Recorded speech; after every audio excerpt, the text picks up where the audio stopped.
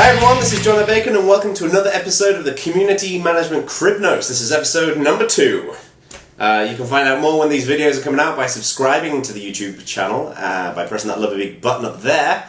You can also follow me on Twitter at twitter.com/JonoBacon and check out the blog at jonobacon.org. Now many of the topics in these videos, and indeed the topic in this video, are in my book, which is The Art of Community, published by O'Reilly. Find out more about that at artofcommunityonline.org, and of course its Twitter feed at twitter.com/artofcommunity. So today I'm going to talk about a really important topic, and it's the topic of burnout. This is something that has affected many of us. It's affected me, and I'm going to talk about what it is when we know we've got it, and some of the stages that can indicate if we're suffering from burnout. This is a really important topic for community managers to be aware of, because burnout is definitely something that affects our communities. So today I'm actually going to give a presentation that I've been given for a little while now at conferences, and I thought it would be valuable to put it online. And in this presentation I'm going to explain what burnout is and talk through something called the burnout cycle, which is a progressive series of steps that can provide different indications about when someone's suffering from burnout. And then I'll also top it off with some suggestions about how you can avoid it in your community and of course in yourself. So, fasten your seatbelts, my friends. Let's talk about burnout. Okay, so let's get started. I first gave this presentation about 3 or 4 years ago at a company conference, and I chose the topic of burnout because of one very specific example. And that example was myself. I burnt out pretty bad about 4 or 5 years ago. Of course, I didn't realize I was burning out because I didn't know what burnout was. But what I did realize is that I wasn't myself and I wasn't behaving like myself. I was pretty grumpy and miserable with people. I was shouting at my girlfriend. I was panicking about work. I was panicking about where I was going with my life, all that kind of stuff.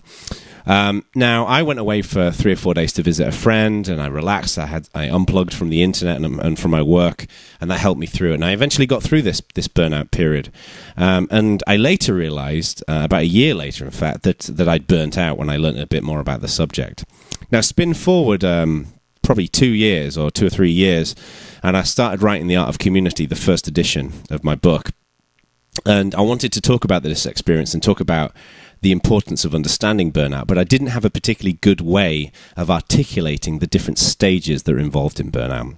I then came across this issue of a magazine, the Scientific American Mind magazine, and they had a really good article called The Science of Burnout. And in that article, it talked about something called the burnout cycle. And this was created by Herbert, I'm not going to pronounce that word, and Gail North. Now, the burnout cycle is basically a series of stages. It's 12 stages in particular of rapidly worsening stages of severity when you're burning out. So stage number 1 is basically, I'm a bit frustrated with the world, I might shout at my dog. Stage number 12 is basically jumping off the Golden Gate Bridge. Now, there are a series of stages between them, but each of them map to common signs and symptoms of burnout, and these give us a good way of identifying when either we're burning out or people who we know are burning out, and then we can look out for the signs and we can treat them where appropriately. Now, I just want to put forward one important caveat. I'm not a doctor. I'm not a psychologist. This is just something that I learned, I wrote about in the book. So if you have concerns, medical concerns, psychological concerns about yourself or somebody else, please go and see a medical professional. Don't listen to some guy on YouTube. But what I'm going to do is I'm going to talk through these 12 steps in the same way that I talked through them in my original presentation. And I think that understanding and learning the symptoms can help us to see what's going on and how far along we are. And then I'm going to talk about some ways of dealing with burnout towards the end of this presentation. Now, when I originally gave this presentation, I was stunned by the reaction. I got up, I went through the 12 steps, and a ton of people came up to me afterwards and said, I had no idea that I was being affected by these symptoms. I had no idea that I was at stage 5 or 6 or whatever. So I'm hoping that this is going to be useful for you folks as well. So let's start right at the beginning at stage 1. This is proving yourself. Typically, one of the first signs of burnout is that we feel like we need to prove that we're good at what we do. If you're working in a company, you feel like you need to work a little bit harder to show that you're good at what you do. Maybe you feel like you're not getting the validation and the respect that you should do in your work. So what we tend to do is work a little bit harder. We'll maybe work an extra hour a night. Maybe send a little bit more email on that, than we would do. But we start being a bit more obsessive about demonstrating our worth and what we bring. Now, this doesn't just affect work, but it can also affect our private life and demonstrating your worth to your partner or to your family or other people. So we just start getting a little bit more obsessive, born out of a little bit of insecurity about where we are. Let's then spin on to stage 2. Now, as I said, we start working harder, and we really do. We start working longer hours. We find it harder to switch off. If you start finding yourself laid in bed at night or sitting on the couch with your partner or with your friends watching TV or in a social situation, and finding it a little bit more difficult to kind of get work or whatever's going on in your life out of your head, then this is a good indication that things are starting to roll with the burnout. We start working longer to prove that sense of self-worth. We start putting in longer hours. We start trying to do more, trying to fit more into our lives, trying to send more email, trying to fit more tasks in, trying to accomplish more things. That's stage 2. Now we then go into stage 3, and this is when we start. This is when things start getting a little crazy. We start ignoring some of the most important needs that we have in our lives. So imagine this situation. This is what happened to me. I was starting to feel a bit insecure about my work. I felt like I needed to prove myself, and thus I was working harder and I was working longer hours. And because of this, I had a pretty erratic sleeping pattern. I was working at 11, 12 o'clock at night. I was waking up sometimes in the middle of the night and checking my email. So my sleeping pattern got disrupted, and of course, when you don't get enough sleep, then it makes you tired, and when you get tired, then it makes you more frustrated, and often it makes the situation worse. The other thing, and I definitely found this, was that my eating was disrupted because I was constantly feeling this need to work. I was less willing to take time to cook and to go out and buy some healthy food and that kind of stuff. So I started eating a lot of crap. I started eating fast food and junk food. I started drinking a lot of soda, drinking a lot of coffee and tea so I could stay awake at night, so I could get more work in. So my eating got disrupted. The other thing is that I found myself with more of a lack of social interaction. Where I traditionally go out and spend some time on a Thursday or a Friday night with friends, I'd sometimes cancel on some of my friends and stay in so I could catch up on some work. So I was now finding myself just doing a lot more work and making a lot of time for work. And of course, in these early stages, often your employer they'll welcome that. They'll be, it's great to see you working harder. Pay rise for you. But this is the beginning stages of a burnout cycle. So, things were not what they should have been, shall we say.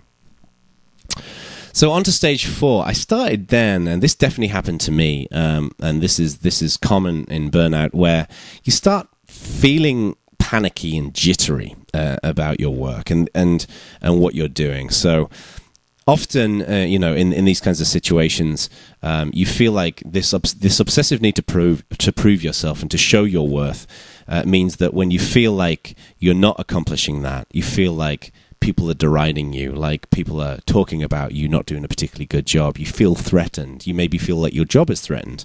And this is where the stress is really starting to set in. The thing about feeling threatened, of course, is that then it kicks off there's like a domino effect of other things that can occur as well. So, you think to yourself, I'm panicking whether I'm doing a good job at work. What happens if I'm not doing a good job at work? What happens if they fire me? How is that going to look in terms of my community? How's that going to look to other employers? How's that going to look to my family? How am I going to find a job? Am I really very good? These are the kind of things that can often happen at this stage of burnout. This is where I was before I went on my trip. This is where I pretty much got to. At this point, I knew that something was going on in my life, and I needed to get some time away to deal with it. So, the other element of this is that often problems are dismissed. What happens is some people will start maybe making a few comments about what's going on with you. Maybe you start looking down on other people at work who you're working with and assume that they're the source of the issues as opposed to yourself. So it's at this point we're starting to think to ourselves, you know what? I'm working a lot right now. I'm putting all the hours in. These issues can't be with me. They must be with other people. Why can't people just leave me alone and let me get on with my job and that kind of stuff? So So then on to stage 5. Now this is when things definitely start getting... I think this is when things start edging into fairly serious territory. Your values tend to be skewed at this point. Some of the things that were important to you beforehand, such as spending time with family and friends, making time for your partner, making time to just get away and do the things that you enjoy outside of your work or whatever, these tend to be dismissed. Friends and family, it's harder to justify it. You get to a point at this point where you really need to justify time with your friends and family because this time is seen as time away from work. Instead of doing your hobbies, you want to work on your work to deal with that sense of proving your self-worth and to offset the panic that you're feeling that you're not doing a particularly good job. So work becomes your only focus. And if there's one thing I've learned over my time working as a community manager, or really, I think this can be applied to anyone, is that sometimes being away from things is a real investment in doing a great job. And ironically, this applies to music. As a musician, one thing that I've found with a lot of my fellow musicians is that sometimes if you take a week away from playing music, when you come back, you're a better musician. It's as if something happens, you soak up things subconsciously as a sponge. And time away from your work, time with your friends and your families and blowing off some steam is good. But at this point, you don't see it as good. You see it as distractions away from trying to prove your self-worth.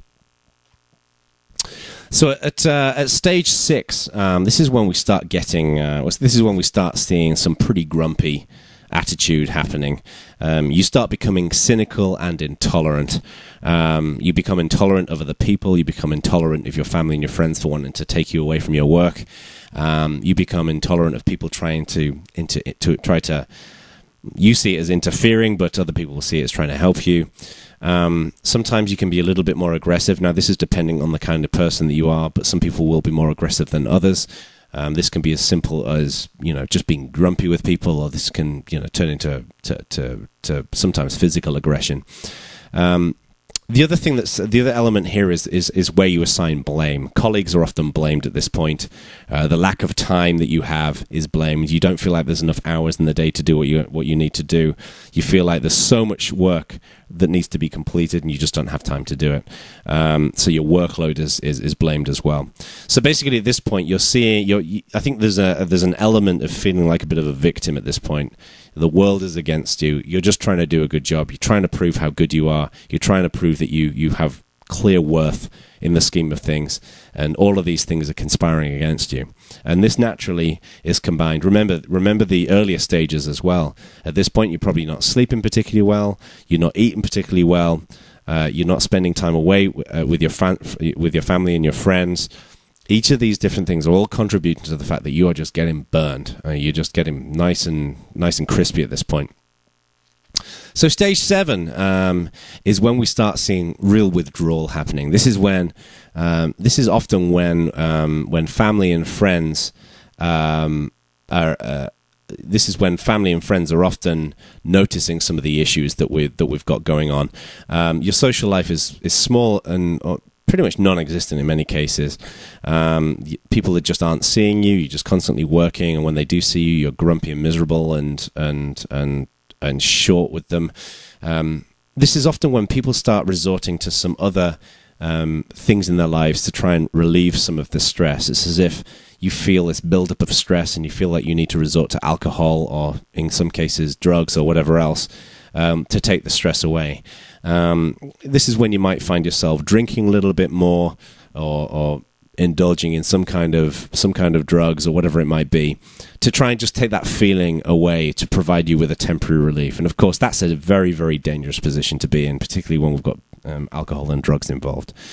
So you're stepping back, you're not seeing as many people, but you're just feeling like this thing's inside you and you need to get some relief there.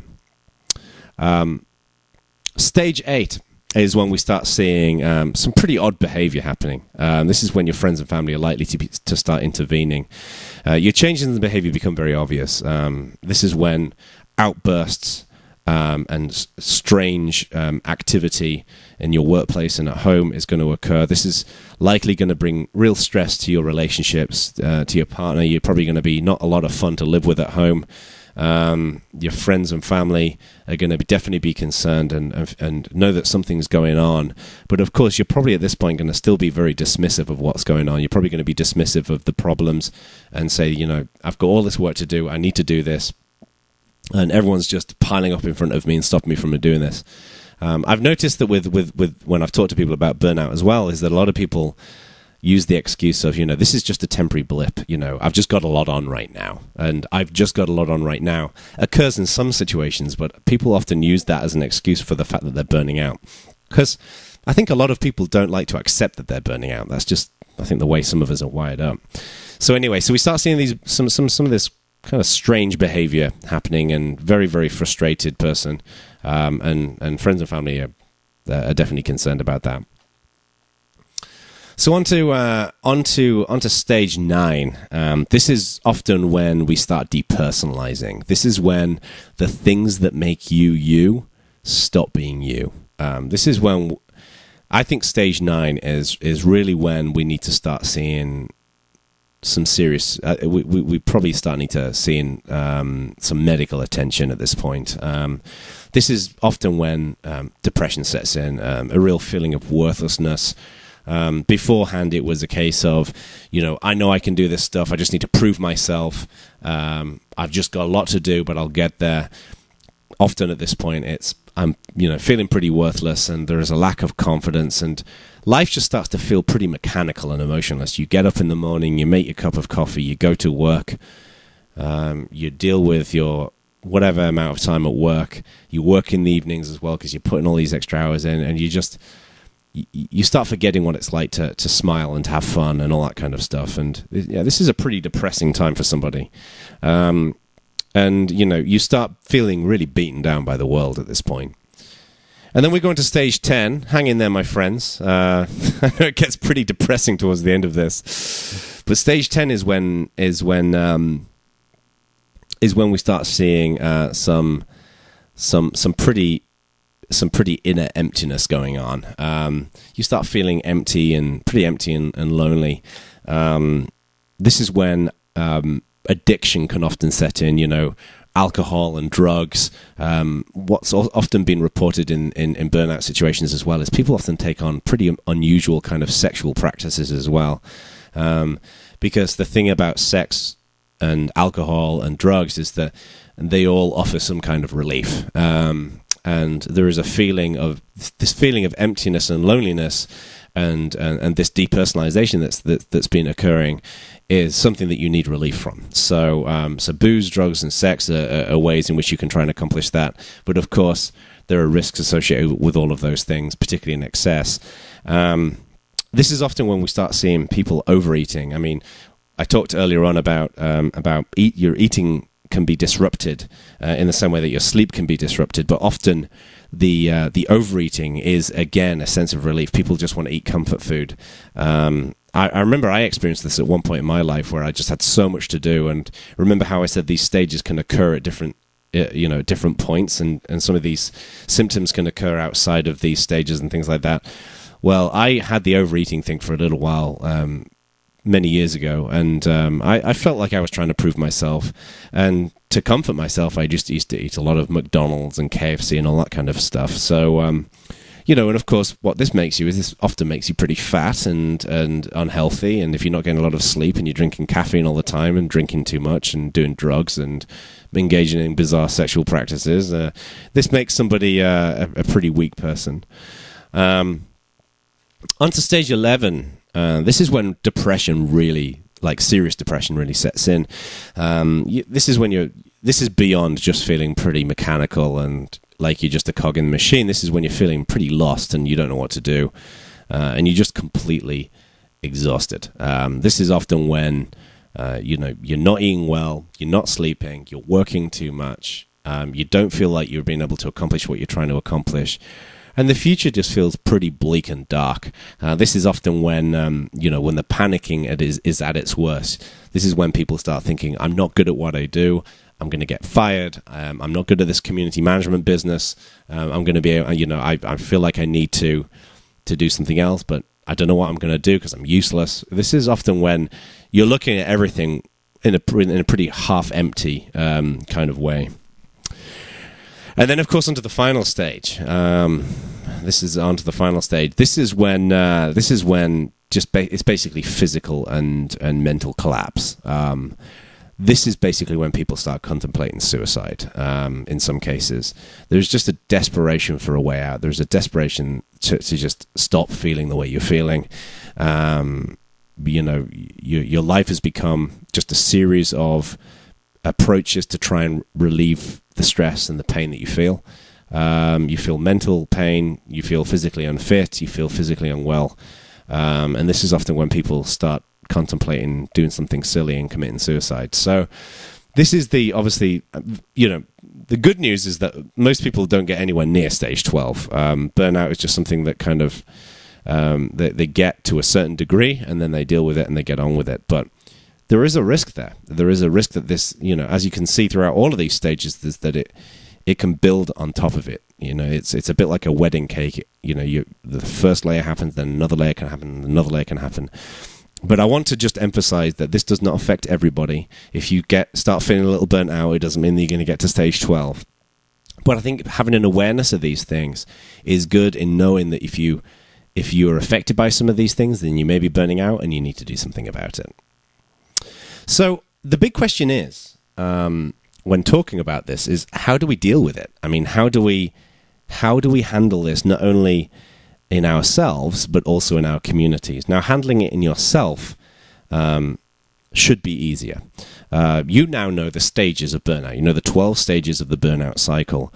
What I'd like to recommend you do is that you replay this YouTube video a bunch of times and you go through and remember all of these stages. And if you see them happening in yourself, then you know that you need to do something about it.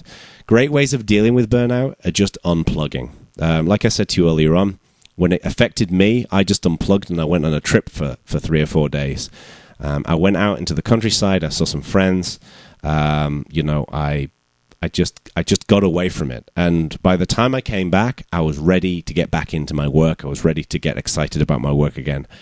For the first day of my holiday, it was difficult. I felt the temptation, particularly in the age of smartphones and tablets and all the rest of it. I felt the urge to check my email. I felt the urge to be constantly connected, but I forced myself to disconnect. And it was the best thing I could have ever done. So if you start feeling some of the stages of burnout, just take some time off work. Just get away from it. If you are not necessarily working or you're just working inside a community, you spend a lot of time in a community, just take some time away from the community. There's nothing wrong with telling your manager or your fellow community members, I need to get away from it for a little while. And get away and take some time off. I'd also recommend as well that when you start feeling some of these stages, don't be tempted by the booze and the alcohol as solutions, and also don't be tempted by just eating a load of crap and not exercising. Get yourself fit. A healthy lifestyle is in itself motivating and feeling good about yourself. And this is coming from a guy who hates exercising, by the way. I'm not one of these people who likes to do the whole P90X crazy exercise thing. I hate exercising, but I know the importance of it. So how do you solve this in your communities? I think the key thing here, and this is often very difficult because burnout is a topic that sometimes people don't want to talk about. They don't want to share with their friends. They don't want to admit that they're burning out. And in many cases, when it gets to the worst or the worsening parts of the burnout cycle, it's when other people start noticing it and people are unwilling to talk about it.